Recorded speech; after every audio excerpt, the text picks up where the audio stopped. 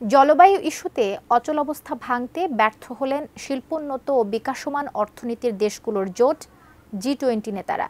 ব্রাজিলের Rio de Janeiro শহরে চলা জোটের শীর্ষ সম্মেলনে সোমবার এই বিষয়ে সাফল্য দেখাতে ব্যর্থ হওয়া ছাড়াও ইউক্রেন যুদ্ধ বন্ধেও কোনো মতৈক্যে আসতে পারেননি তারা।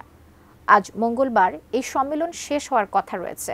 আমরা এই বিষয়ে জানব, আমাদের সহকর্মী অর্পণ মৈত্র একটি প্রতিবেদন তৈরি করেছেন। জলবায়ু ইস্যুকে প্রাধান্য না দিয়ে বরং ইউক্রেন যুদ্ধ এবং হোয়াইট হাউসে ডোনাল্ড ট্রাম্পের ফিরে আসা নিয়ে আলাপের উপর গুরুত্ব দিলেন ব্রাজিলের রিওতে সমাগত বিশ্ব নেতারা।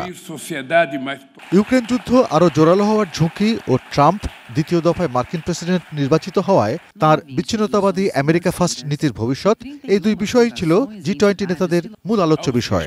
তবে ইউক্রেন নিয়ে আলোচনায় দেখা যায় বিভক্তি। ব্রেকফাস্ট, টিফিন কিংবা স্ন্যাক টাইমে মজাদার আয়োজন মানে অল টাইম ব্রেড।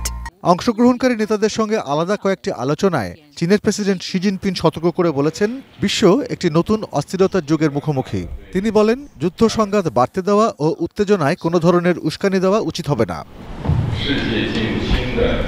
এরই মধ্যে রাশিয়ার ভেতরে আক্রমণে জো বাইডেন ইউক্রেনকে যুক্তরাষ্ট্রের দূরপাল্লার ক্ষেপণাস্ত্র ব্যবহারে সবুজ সংকেত দেওয়ায় মস্কো ও কিয়েভের উত্তেজনা বিপজ্জনকভাবে বেড়ে গেছে।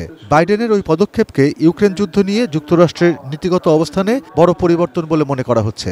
যুক্তরাষ্ট্রের প্রেসিডেন্ট পদে নির্বাচিত ট্রাম্প অবশ্য আগেই প্রতিশ্রুতি দিয়েছেন, নির্বাচনে জিতলে তিনি দ্রুত এ যুদ্ধের অবসান ঘটাবেন। তবে এই সম্মেলনে হুঁশিয়ার করে দিয়ে রাশিয়া বলেছে, তার ভূখণ্ডে হামলায় মার্কিন দূরপাল্লার ক্ষেপণাস্ত্র ব্যবহার করা হলে তার যথোপযুক্ত জবাব দেওয়া হবে। এদিকে এক বিবৃতিতে ফিলিস্তিনের গাজা ও লেবাননে ব্যাপক পরিসরে যুদ্ধবিরতির আহ্বান জানিয়েছেন জি-20 নেতারা। Arpan Maitra, desk report, ATN news.